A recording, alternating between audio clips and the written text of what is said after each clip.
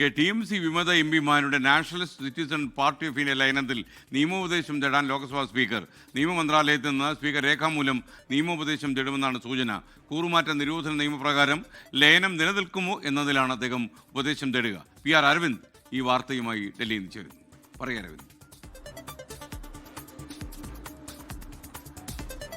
TMCയുടെ വിവിധ എംപിമാർ NCPയിൽ ലയിച്ചതുമായി ബന്ധപ്പെട്ട ആശയക്കുഴപ്പം ഇപ്പോഴും തുടരുകയാണ്. ഈ വിഷയത്തിലൊരു നിയമോപദേശം തേടാനാണ് ലോക്സഭാ സ്പീക്കർ തയ്യാറായിരിക്കുന്നത്. കേന്ദ്ര നിയമ മന്ത്രാലയത്തിൽ നിന്ന് രേഖാമൂലം തന്നെ ലോക്സഭാ സ്പീക്കർ ഒരു നിയമോപദേശം തേടും. കാരണം നേരത്തെ ആം ആദ്മി പാർട്ടിയുടെ 10 എംപിമാരിൽ 7 പേർ ഇത്തരത്തിൽ NDAയിലേക്ക് ലയിച്ചപ്പോൾ അതിന് അംഗീകാരം ലോക്സഭാ സ്പീക്കർ നൽകിയിരുന്നു. പക്ഷേ അത് സുപ്രീം കോടതിയിലടക്കം ചോദ്യം ചെയ്യുന്ന നിലപാടിലേക്കാണ് ആം ആദ്മി പാർട്ടി പോയത്. കോടതിയിലേക്ക് പോകുമ്പോൾ ഈ ഭരണഘടനയുടെ 10ാമത്തെ ഷെഡ്യൂളിലാണ് ഈ കൂറുമാറ്റ നിരോധന നിയമം അടക്കം പറഞ്ഞിട്ടുള്ളത്. ഒരു പാർട്ടിക്ക് മാത്രമാണ് മറ്റൊരു പാർട്ടിയിലേക്ക് ലയിക്കാൻ സാധിക്കുക എന്നതാണ് ഇതിൽ വ്യക്തമാക്കുന്നത്. അപ്പോൾ ഇത് കോടതിയിലേക്ക് പോകുമ്പോൾ തിരിച്ചടിയാകുമോ എന്നൊരു ആശയക്കുഴപ്പം നിലനിൽക്കുന്നുണ്ട്. ഈ ഒരു സാഹചര്യത്തിലാണ് നിയമോപദേശം അടക്കം തേടാൻ ലോക്സഭാ സ്പീക്കർ തയ്യാറായിരിക്കുന്നത്. എന്തായാലും പാർലമെന്റിന്റെ വർഷകാല സമ്മേളനത്തിന് മുൻപായി ഒരു തീരുമാനമുണ്ടാകും എന്നതാണ് ലോക്സഭാ സ്പീക്കറുമായി ബന്ധപ്പെട്ട അടുത്ത വൃത്തങ്ങൾ വ്യക്തമാക്കുന്നത്. കേന്ദ്ര നിയമ മന്ത്രാലയത്തിന് നിയമോപദേശം കൂടി പരിശോധിച്ച ശേഷം മാത്രമായിരിക്കും ഇക്കാര്യത്തിൽ ഈ ലയനവുമായി ബന്ധപ്പെട്ട ഒരു തീരുമാനം ലോക്സഭാ സ്പീക്കർ നടത്തുക. നേരത്തെ ആം ആദ്മി പാർട്ടിയുടെ 10 എംപിമാരിൽ 7 പേർ ഇത്തരത്തിൽ BJPയിലേക്ക് ലയിച്ചിരുന്നു. അതിന് ലോക്സഭാ സ്പീക്കർ അംഗീകാരം നൽകുകയും ചെയ്തിരുന്നു. പക്ഷേ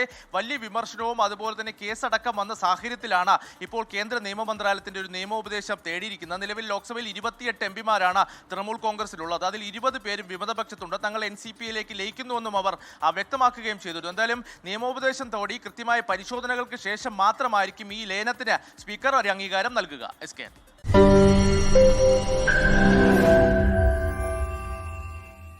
ലോകത്തെവിടെയായാലും ഏത് സമയത്തും 24 വാർത്തകളും ഓഗ്മെന്റഡ് റിയാലിറ്റി പാക്കേജുകളും എക്സ്പ്ലെയിനറുകളും വിശദമായി കാണാൻ ഞങ്ങളുടെ YouTube ചാനൽ നിങ്ങൾക്ക് സബ്സ്ക്രൈബ് ചെയ്യാം.